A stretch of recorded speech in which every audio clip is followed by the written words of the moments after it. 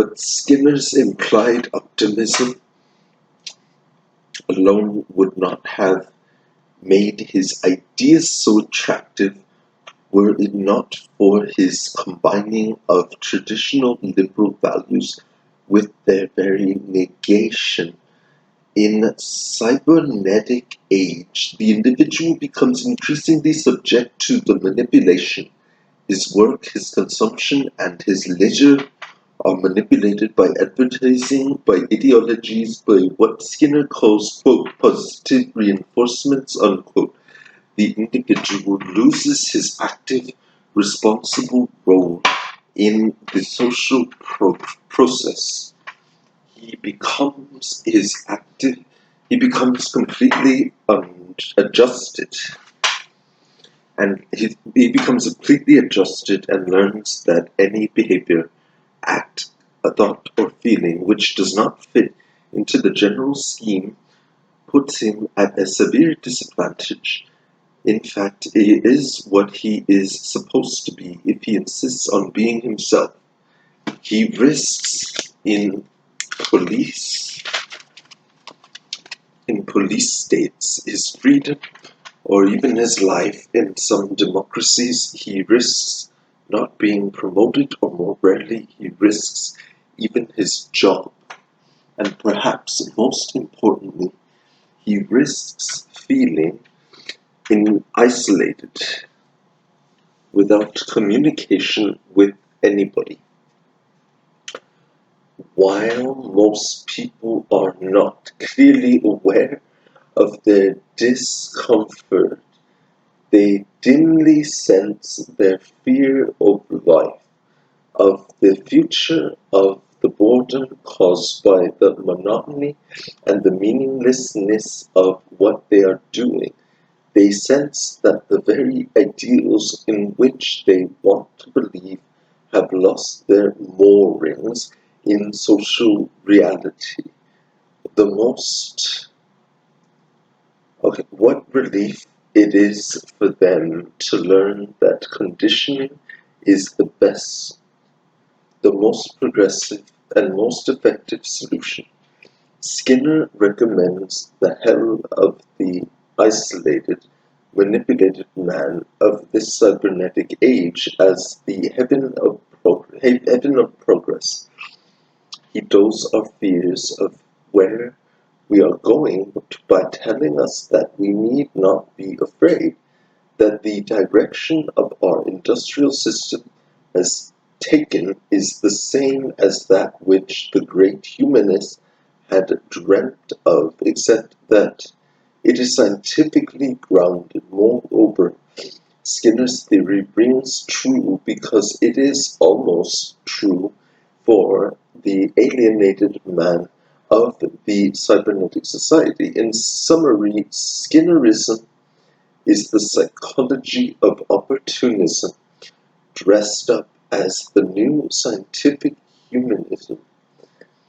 I am not saying that Skinner wants to play this role of apologist for the technotronic age. On the contrary, its political and social naivete can make him right sometimes more convincingly and confusedly than he could if he were aware of what he is trying to condition us to.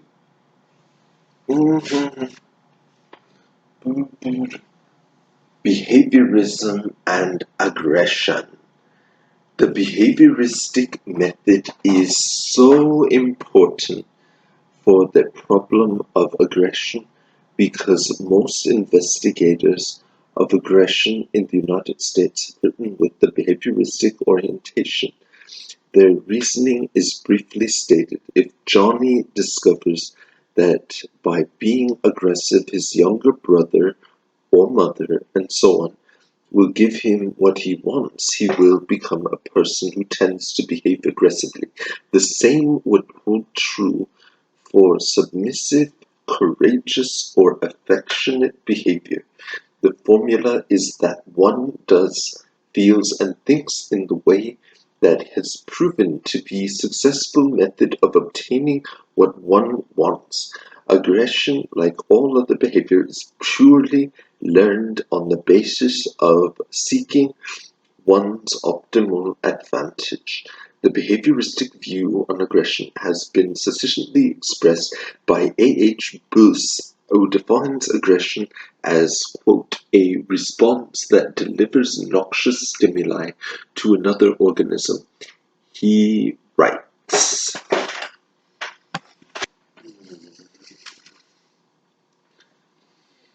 okay, so the behavioristic view on aggression has been succinctly expressed by A. H. Buss, who defines aggression as, quote, a response that delivers noxious stimuli to another organism.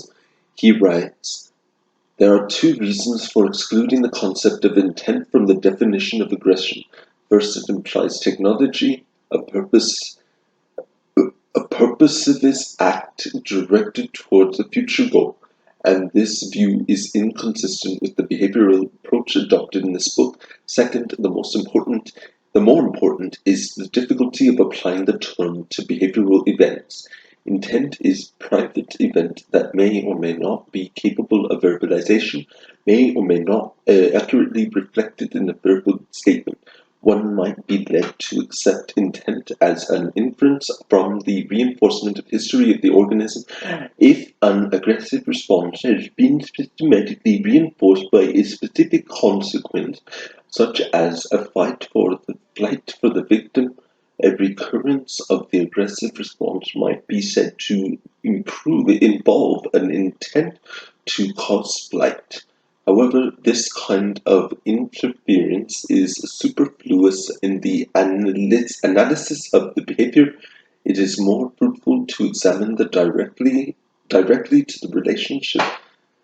the relation between the reinforcement history of an aggressive response and the immediate situation eliciting the response. In summary, intent is both awkward and unnecessary in the analysis of aggressive behavior.